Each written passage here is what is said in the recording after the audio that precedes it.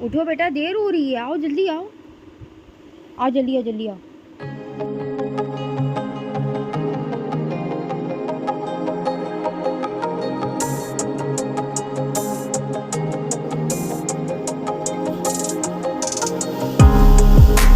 जैसे कि आप जानते हैं कि सुबह यश बिल्कुल नहीं उठना मांगता, उसको कैसे तैसे करके उसको यहाँ पे उठा रहे हैं क्योंकि देर हो जाती है, वैन वाला आ जाता है।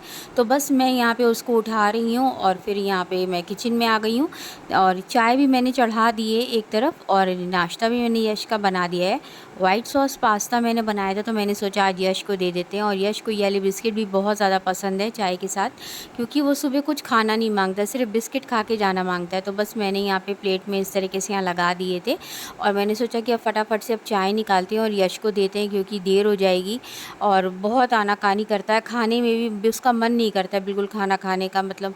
तो फटाफट से बस मैंने उसका टिफ़िन भी लगाया। अब यहाँ से चलते हैं, यश को उठा के जल्दी से उसको खिलाते हैं, नहीं तो बहुत ज़्यादा देर हो जाएगी। अब यश को जा रहे हैं बुलाने के लिए और इस तरफ यश को भी मैं लेके आ गई हूँ और उसकी आँख नहीं खुल रही थी और मैं उसको यहाँ पे बिस्किट दे रही थी क्योंकि खाली पेट अच्छा नहीं होता है बच्चों के लिए कि आप घर से भेज दें, बच्चे सुबह खाना नहीं मांगते हैं।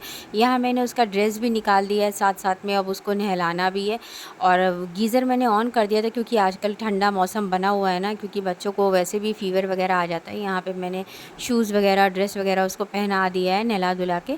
अब यहाँ यश बैठा हुआ है, मैं उसके कोम कर रही हूँ और यहाँ पे यश जो था ना वो बार-बार यही कह रहा था कि मम्मा कि आप जल्दी करिए क्योंकि उसको बस ये है कि अपना फ़ोन देखना होता है। यहाँ पे उतनी देर में उसका वैन वाला भी आ गया था और यश अपने स्कूल जा रहा है। तो बस वो मैं उससे बाय कर रही हूँ, बाय करने के लिए बाहर गई थी और बस जैसे ही मैंने देखा तो अगर आप सबके सब गेट कैसे बंद थे। उम्मीद करते हैं आप सब अच्छे होंगे और हम सब भी यहाँ बहुत अच्छे हैं। इस समय मैं घर की सफाई कर रही हूँ, ये आप देखिए यहाँ पे ये सब मैंने हटा दिया है कवर वगैरह क्योंकि अब ये सबको मेरे को क्लीन करना है और अभी पंडित जी भी आ जाएंगे तो मुझे जल्दी से घर का पूरा काम करना है। और इस समय बज रहे हैं ये देखिए 7:30। यश चला गया है, 2 दिन बाद स्कूल गया था क्योंकि उसकी तबीयत नहीं ठीक थी, तो मैंने आज उसको लग रहा था कि ठीक है तो फिर मैंने उसको तैयार करके जल्दी जल्दी भेज दिया है। तो अब चलते हैं यहाँ की सफाई करते हैं क्योंकि घर बहुत ज़्यादा गंदा हो रहा है। पता है बहुत वायरल चल रहा है, बहुत सबकी तबीयत ख़राब हो रही है, बच्चों की तो खास तौर से बच्चों का बहुत ध्यान देना चाहिए। इस समय बरसात का मौसम में भीग जाते हैं बच्चे, स्कूल जाते हैं, जब लौट के आते हैं तो भीग जाते हैं या तो बारिश होती है। मेरा यश तो अपने आप ही भीग के आ जाता है, तो उस वजह से बहुत ज़्यादा वो फ़ीवर में था अभी।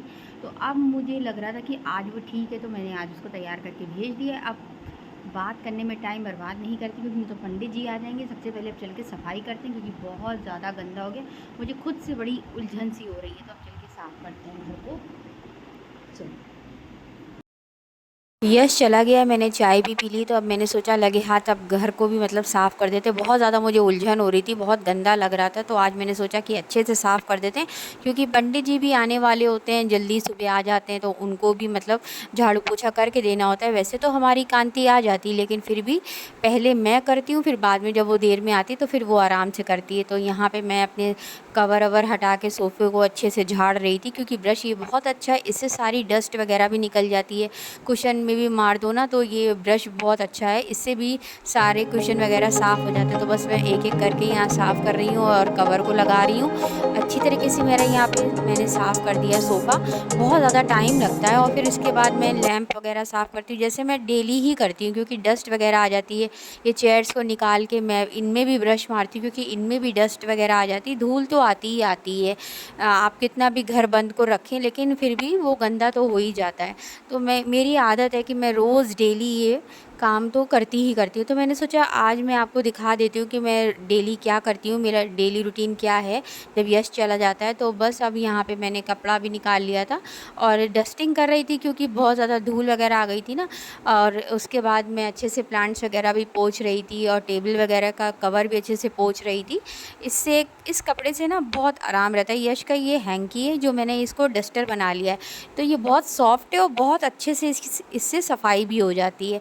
यहाँ पे मैं प्लांट्स वगैरह फिर से रख रही हूँ और अब इस तरफ चलते हैं। यहाँ देखिए यहाँ कितना अच्छा मुझे साफ़ सुथरा लग रहा है। फिर उसके बाद मैंने सोचा कि अब यहाँ डस्टिंग तो हो गई है, अब झाड़ू भी लगा लेते हैं लगे हाथ। तो झाड़ू भी मैं झुक झुक के अच्छे से सारा कूड़ा निकालती क्योंकि यश जो है ना वो बहुत घर को फैलाता है।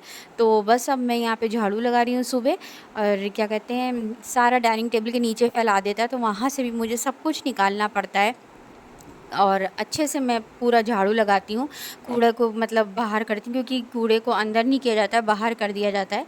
और मेरी कांति आती है तो सब कूड़ा उठा देती है बाहर से यहाँ पे। और अच्छे से देखिए यहाँ मेरी झाड़ू भी लग गई है। अब जब यहाँ पे खड़े होकर मैं देख रही हूँ ना कि घर इतना क्लीन लग रहा है, इतना साफ़ सुथरा लग रहा है, तो मुझे भी बहुत अच्छा लग रहा था। अब इसके बाद मैंने सोचा कि अब ये तो साफ़ हो गया है, अब डाइनिंग टेबल वगैरह भी कपड़े से अच्छे से पोंछ देते हैं। पर्दों को भी मैं अच्छे से पोंछ रही थी, और इनमें भी धूल वगैरह आ जाती है ना, तो उसको भी मैं कर रही थी और घर को भी देख रही थी, घर कितना साफ़ लग रहा था। जब कुछ एक बार हाथ मार दो ना सफाई करने के लिए, तो घर बहुत अच्छा लगता है। उसके बाद मैंने सोचा कि अब जल्दी से पोछा लगाते हैं, क्योंकि टाइम बहुत ज़्यादा हो रहा था, क्योंकि पंडित जी सुबह बहुत जल्दी आ जाते हैं।